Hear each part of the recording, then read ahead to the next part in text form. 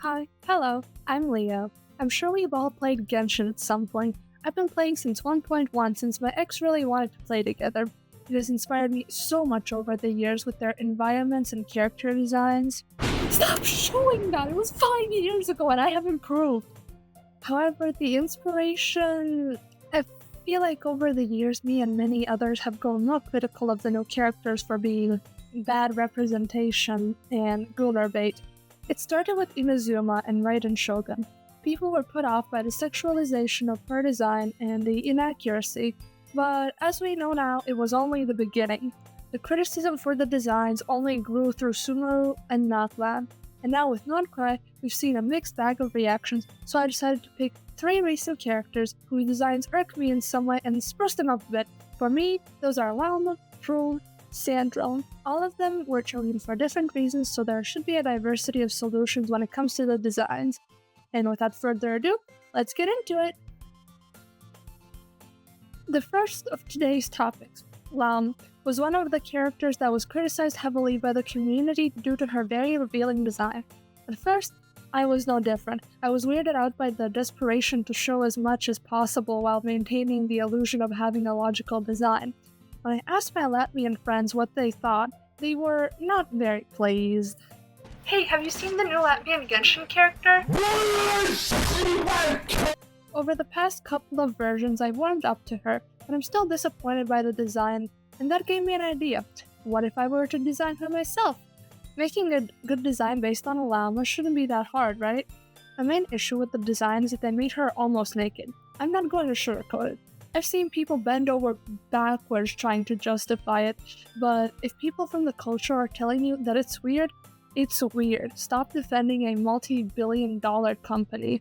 As it goes for the mythology of llamas, they may appear naked sometimes, so people assume that making her have everything out should be a good thing, right? Wrong.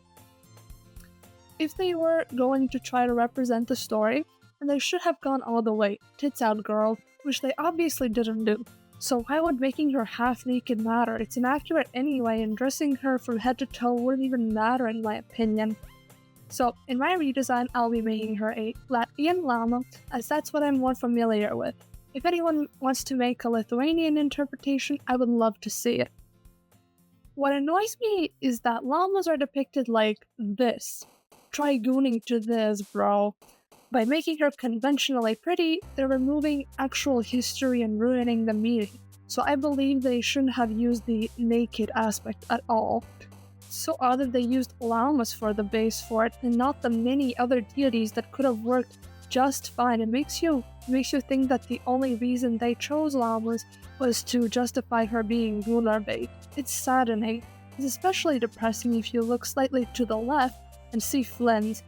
Bro is thoroughly covered from head to toe, literally. I would understand if he were from a cold country with a cold climate, but llama? It's an egregious case of sexism in gaming. When it comes to combat, men can wear 4 layers of armor, one on top of another, to stay safe, whereas women wear lingerie and are expected to be effective fighters. Lauma is an object to look at before she is her own character. That's what is scaring me for the future of Genshin. Designs are supposed to tell you about the character, like where they're from or what they're like. Lauma's does neither. Not that she has divine powers, or that she's from a colder climate. Where, mind you, even the NPCs are just like this. So what should her design say about her character being based on existing mythology? Well, why don't we learn more about what a llama is? The idea of llamas and laumas have been shared by Lithuanians and Latvians, though as time passed, new beliefs and differences started popping up. Okay, I'm not doing this bit. While both started out as deities of earth and childbirth, llamas became known as witches. During the 16th to 19th century, views on magic and witchcraft were changing greatly in Latvia, causing this smearing of the llamas. By the 19th century, they were known as entirely evil witches that stole children and gave people nightmares. This could have made such an interesting character, but instead she remains benevolent and kind, so I do assume she's not based on a baby stealer. And so I went with the older interpretation. someone who took care of children and presided over orphans. A kind nature ghost, as she has been described. It seriously confused me that they used the Lithuanian version of her myth only to use the Latvian name. Lauma is exactly one letter away from Lauma. It wasn't necessary. But hey, we ball. Let's get into my redesign. I started with remaking her entire outfit from the ground up. I knew I wanted to give her the dignity of having a regular dress like the other Genshin woman, as her current thing is covering less than if she were wearing a trash bag. So I decided to give her this as a base dress and went from there adding accessories of elements. The only thing in her design that is accurate are the tassels, which are a very common aspect to the cultural clothing, and which I also wanted to include in my redesign because I love tassels in fashion. To reference the culture, I read a story that mentions a Lauma that took the form of a mouse with a silver bell, and so I included a small little bell on her chest. I also kept the flower motifs in her design, but I switched them to be a wildflower so that it would correlate with her being a nature spirit. The specific flowers I chose were Krastkaniepes or Bonasets in English, I believe. They are also used to treat breakbone fevers, which I think fit her as a healer. I'm still disappointed that she isn't a healer, but then again, it means I can have her and my C2 Baiju on the same teams. Personally, I believe not giving her any necklaces is such lost potential.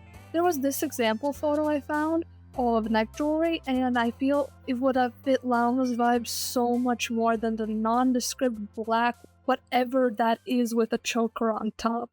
Surprisingly, when it comes to her shoes, I kept them similar to her current ones.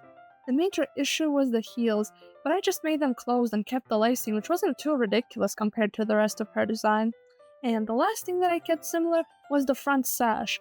All I did was edit it a bit, but it was one of the least offensive things in her design. And ta-da! She now has braids. I thought they were such a cute addition, and it has nothing to do with the fact I hate how Genshin does their hair. And what I thought was most precious, I gave her a flower crown. Well, it's not a whole, so a flower wreath? Those are a big part of Latvian culture, and I thought it would only soften her and make her look more like a nature deity. This is also why I kept her antlers, as they do imply a level of connection to the forest. Overall, I'm happy with her redesign, and I can proudly say that my Latvian friends have rated it a 10 out of 10, so it's finally culturally approved. One thing worse than a boom, a child. Prune. To take a break from the disaster that was Lauma, why don't we take a look at a character who has different issues? Prune. When it comes to our dear Prune, her design was mainly criticized by the fandom for not fitting Genshin's established setting. I think people were a little bit too harsh on little Prune, but at the same time, I keep in mind that without criticism, we would lose the meaning of art.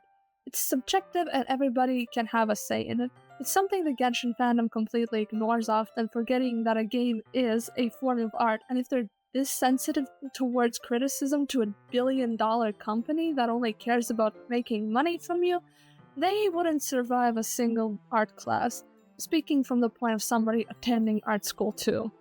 Art is meant to be interpreted, and if someone has a different opinion on a Genshin character, it's not worth sending death threats, and I wish a lot of the modern fandoms would understand this. Even then, Prune isn't even that bad, as it was sad to see people fight over her. I believe her design isn't that far from Genshin's canon, and with a few tweaks it could be made fine. When I first saw her, I thought, so much purple. Well, she's a non-quite character, so I guess it's possible. Only to then find out she is a Mondstadt character. With that new info, I was left confused by the decision to make her main colors black, bright purple, and dull pink. They're very much giving Electro, but there are those who say characters don't have to match their elements, yet if I did this, it would feel odd that they don't match their elements. And I do think they knew that this was a bit of a stretch, that's why they added to her story that she wanted an Electro vision. Perhaps it was to differentiate her from Flynn, since a lot of their design aspects overlap, or she may have been changed to animal later on to be a Varka support, or she may have just been changed for fun. There's no information, but something like that would explain the contrast and confusion everybody is showing. Now, another explanation would be that with her name being Prune, which is French for plum, it would be expected that she would be purple. If we compare her to someone like Lisa, you're able to tell that one of them is from a medieval Europe-inspired fantasy game, whereas Prune looks futuristic in comparison. Which is odd, as she's a witch hunter. Those did exist in Europe roughly around the 15th to 18th century.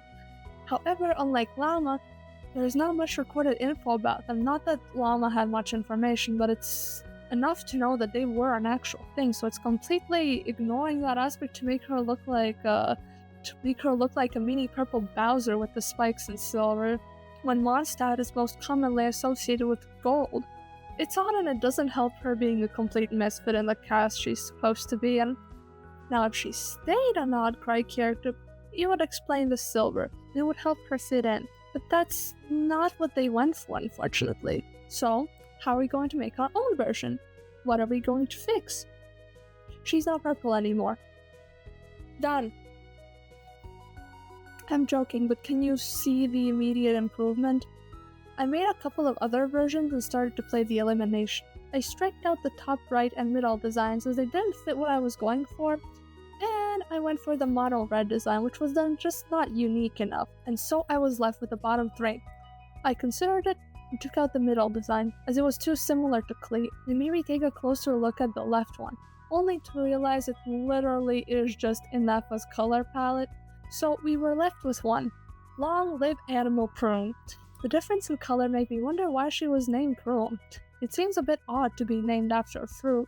I do remember leaks calling her Gretel, which honestly would feel much more natural for her being a witch hunter if she was named after a fairy tale, especially because Gretel ended up being the sibling that pushed the witch who kidnapped them into the oven. When I looked online to find out more about her current name, I found a Reddit thread and a HoYoLab convo saying that her name was mistranslated, and they gave alternatives as to what it could be instead. Now, I have no clue how true this is, but they did mention an option that caught my eye that could work in my case. Bruni, meaning fire. It sounds so cute. I'm taking this name and running with it so that I can unpurple her a bit. While purple as a color is used across many characters, it does not fit her, and literally any other color scheme looks better on her. Now, when it comes to her actual clothes and details, I didn't change much. As I said earlier, her design itself isn't too bad. I changed the thing around her shoulders to be more like a cloak with a hood, to give a little nod to Little Red Riding Hood, although she would be a little Blue Riding Hood since I made it blue to match her. And about the dress, I made it a bit longer to make it a dress, as previously it was more of a tunic or a long shirt. Also, I thought that her hair could be pushed further into the spiky direction, and I made the strands sharper to allude to a circular saw without adding too much. And there she is, my little Bruni. Thankfully, her existing design wasn't too egregious, and I got to have a lot of fun with the colors. Sandrone.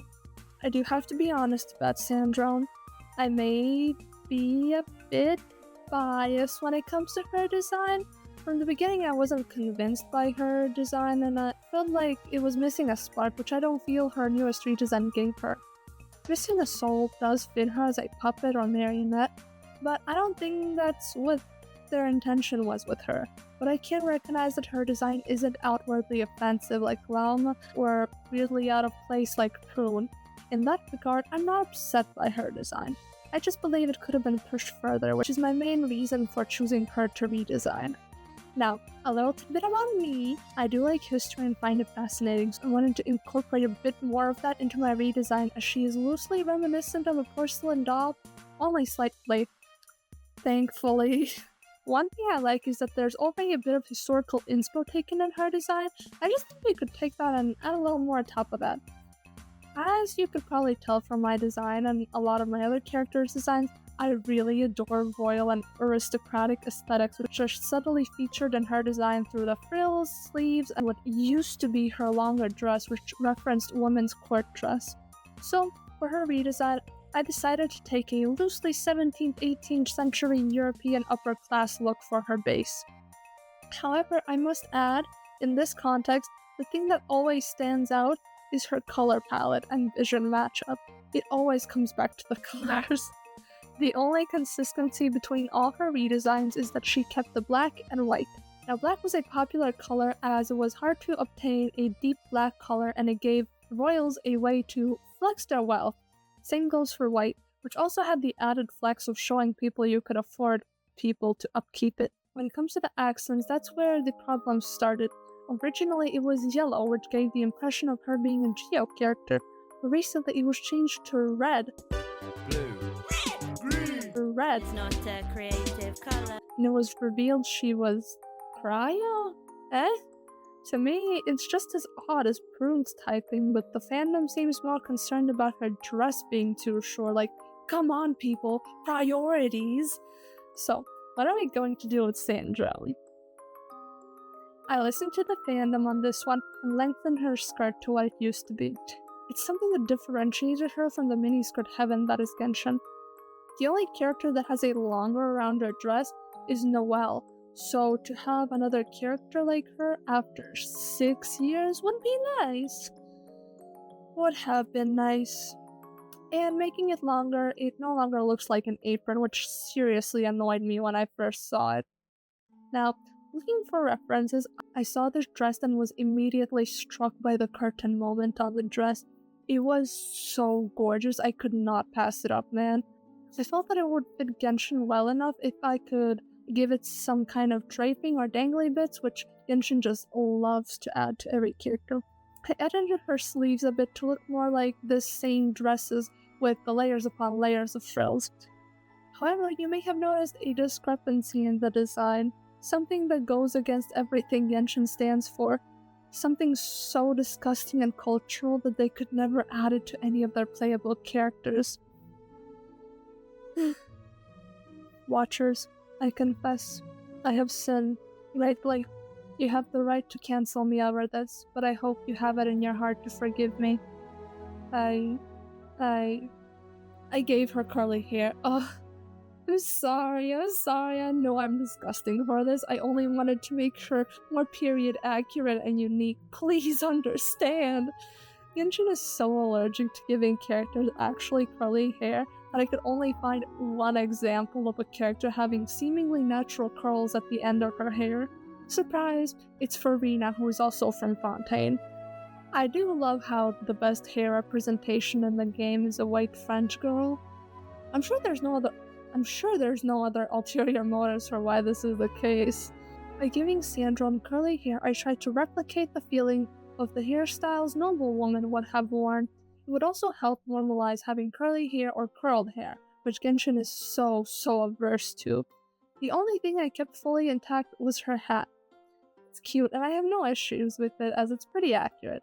As for her motif, I gave her these 4 pointed stars, which are similar to the 4 pointed flowers she had at some point. Now, for the colors.